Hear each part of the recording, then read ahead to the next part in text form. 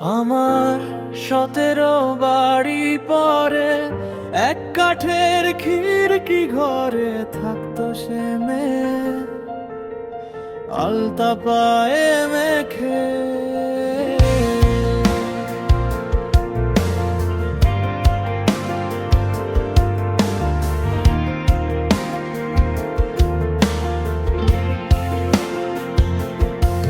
আমার 17 বাড়ি পরে এক কাঠের খিড়কি ঘরে থাকতো সে মেয়ে, আলতা পায়ে মেখে।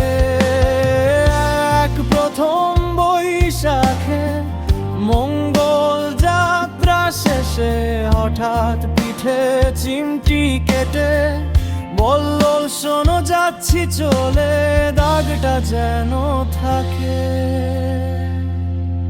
ঠিক 17 বছর পরে কলকাতার এক মোড়ে আলতা পায়ের সে পেছন টেনে বলে, দাগটা কি আর আছে?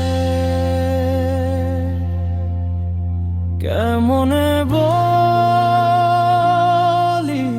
আজ, কেমনে বলি তারে? এই 17 বছর পরে দাগটা যে আজ বুকের ভেতর ক্ষত হয়ে বাঁচে।